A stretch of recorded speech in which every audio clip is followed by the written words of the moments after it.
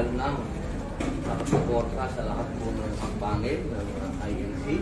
Kaya nga po ako nasa Net 25, kasama po nila ako sa mga lingap, kasama po nila ako sa ulad. At syempre, ito pong hindi naman po kaila sa inyo na ako po ay kandidato ng INC ng nakaraang eleksyon. Kami po sa Uniteam, kami po lahat ay inendorso ng INC. Kaya po kasama kami dito sa kanila pong rally para po muli ay magkaroon talaga ng unity, na magkaroon po ng pag-uusap, magkaroon ng pasasama at patungo po sa kaunlaran.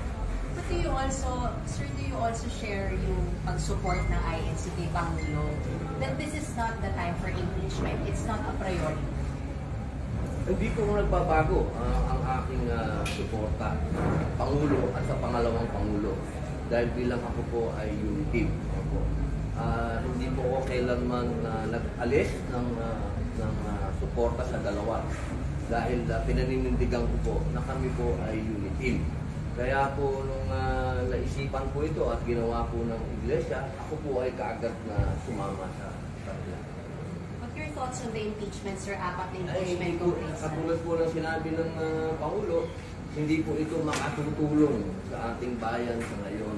Napakaliwanag po ng sinabi niya na ito daw po ay isang bagyo lamang sa tipat. Ito po ay parang maaantala lang po ang kaunlaran natin dito sa impeachment. At malinaw din po ang sinabi naman ng Ombudsman.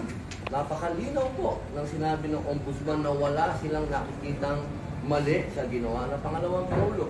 Ito po ay talagang malinaw na politika. At kaya naman po ay hindi ka bigla-bigla dito po sa ating bayan, hindi na po tayo nag-mature pagdating sa politika. Kaya ito po sana, ito po pagkakataon na ito na pinagbubuklod po tayo ng Iglesia ni Cristo. Hindi naman po ito usapin ng religion. Ito po ay sama-sama tayo bilang mga Pilipino. Nandito po ako bilang isang Muslim. Ako po ay sumusuporta sa hakbangin na ito. Panahon na po para tigilan na po natin ang napakaagang politika. Kaya po 2025 pa lang nagkakaganito na tayo. Kaya sana po yung hakbangin na ito suporta. Sir, we know naman na Senator Sovilla wants to be Senator Judges pag umakyat yung impeachment. Sir, yung pagdano nyo dito, is that a giveaway na kayo po ay in defense of VP Sara? Definitely. Opo, siguro naman po, napaka-plastic ko naman. Kung sasabihin ko po sa inyo, pag yan ay umakyat sa Senado, eh mag-iisip pa kayo kung ano yung boboto ko. Definitely po ako po ay pabor sa sinasabi ng ating Pangulo. Ako po ay pabor para sa ating pangalawang Pangulo. So you will vote a no for impeachment? Definitely. Ngayon pa lang po, alam niyo na po. Sir, isa na lang. Sir, anong plans nyo today? Tatapusin niyo po ba? 4 to 6 p.m. po yung program? Ako po, kung ano po ang instruction po sa akin ng INC, yun po ang gagawin. Sir, bakit kailangan natin ngayon ng unity? Po? Bakit kailangan po natin ngayon ng unity?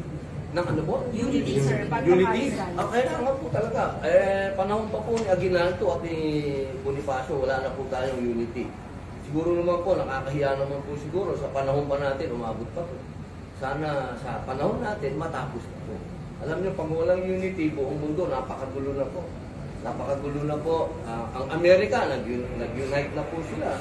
Sana tayo din, mga Pilipino, mag-unite na rin tayo. Total naman, sabi nga nila, mga amboy tayo. Di gumaya tayo sa kanon.